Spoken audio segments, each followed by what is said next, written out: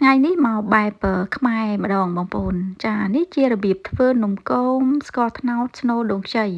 សម្រាប់បងប្អូនដែលគាត់អត់ទាន់ចេះធ្វើនំគមបែបខ្មែរយើងមកមើលពីរបៀបធ្វើទាំងអស់គ្នាបងប្អូនរបៀបធ្វើនេះគឺមានរសជាតិឆ្ងាញ់ហើយពិសេសសាច់នំគឺវាអត់ស្អិតជាប់ទៅនឹងស្លឹកចេកចាបងប្អូនចាហើយរសជាតិមកល្មមឆ្ងាញ់ញ៉ាំទៅច្របជាមួយនឹងសាច់ដូងខ្ចីគឺថារសជាតិឆ្ងាញ់មែនតើតោះឥឡូវកុំឲ្យខាតពេលយូរឲ្យបងប្អូនទៅមើលពីរបៀបខ្ញុំធ្វើដំបូងគឺខ្ញុំមានសាច់ដូងខ្ចីហ្នឹងកោសហើយចំនួន400ក្រាមបន្ទាប់មកខ្ញុំមានស្ករត្នោតចានេះគឺជាស្ករត្នោតរបស់ខ្មែរហើយមានលក់នៅប្រទេសប្រាំងបងប្អូនហើយមួយពោហ្នឹងគឺ1គីឡូ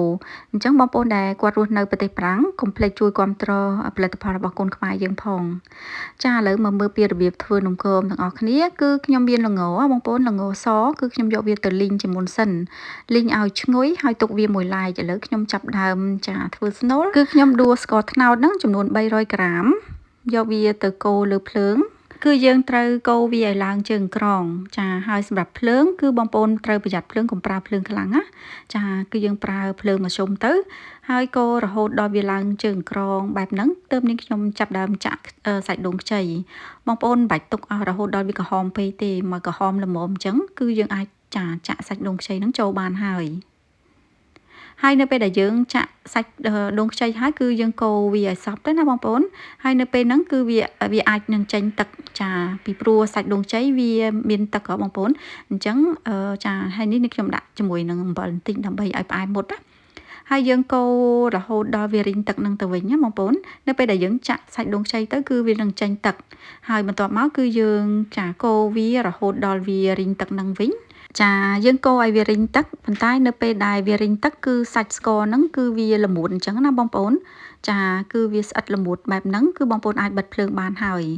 និយាយទៅនៅពេលដែលរីងទឹកគឺវាអត់ស្ងួតទេសាច់ដូងហ្នឹងគឺវាចាវាคล้ายជាល្មួតដោយសារយើងប្រើស្ករត្នោតបងប្អូន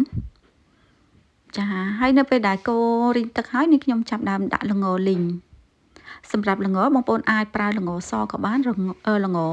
ចាខ្មៅក៏បានហើយយកវាទៅលីងឲ្យឈ្ងុយជាមុនសិនណាបងប្អូននេះខ្ញុំដាក់ល្ងហ្នឹងប្រហែលជា3ស្លាបព្រាបាយហើយមើលទៅរៀងស្ទើរក៏ថែមប្រហែលជា1ស្លាបព្រាបាយទៀតដាក់កាន់តែច្រើនគឺកាន់តែឆ្ងាញ់បងប្អូននៅពេលដែលយើងញ៉ាំទៅគឺប៉ះល្ងឆ្ងាញ់ណាចាហើយបន្ទាប់មកគឺយើងទុកវាឲ្យត្រជាក់ទៅទើបនេះខ្ញុំយកវាមកលុញចាឲ្យคล้ายជាដុំស្នូលមួយអញ្ចឹងណាហើយសម្រាប់ធ្វើនំគមនេះគឺនេះខ្ញុំអត់យកវាធំពេកទេនិយាយទៅមកល្មមមិនទូចពេកមិនធំពេកអញ្ចឹងស្នូលនេះខ្ញុំលុញវាចាប៉ុណ្ណឹងណាហើយនេះខ្ញុំទុកវាមួយឡែកសិនឥឡូវខ្ញុំមកកាត់ស្លឹកចេកសម្រាប់ស្លឹកចេកបងប្អូនចាកាត់វាបែបហ្នឹងណាបងប្អូនអាចមើលក្នុងវីដេអូនឹងបានចាកាត់វាហើយខ្ញុំយកវាទៅស្រុះទឹកបើសិនជាបងប្អូនចានៅខ្មែរគឺបងប្អូនអាចហាលវានៅថ្ងៃ3-4ម៉ោងឲ្យវាសពប់សិនណាបងប្អូនទើបយកវាមកកាត់ក៏បានដែរ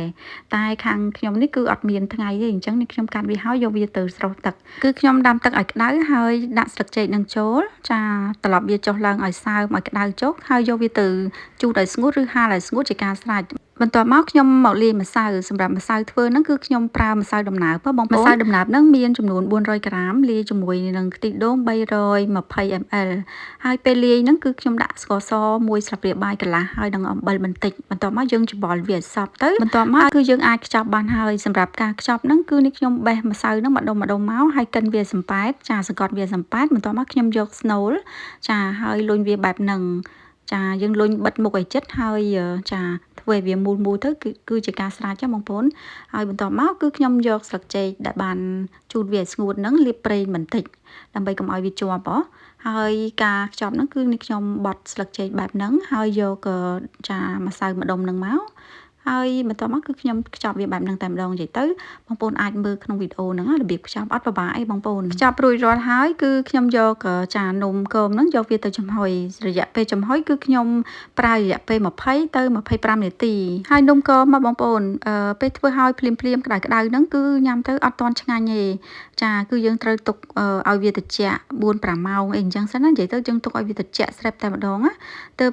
ញ៉ាំទៅឆ្ងាញ់ពីព្រោះវាអត់ជ្រាយម្សៅដំណើបនៅពេលដែលចាទើបតែឆ្អិនថ្មីគឺ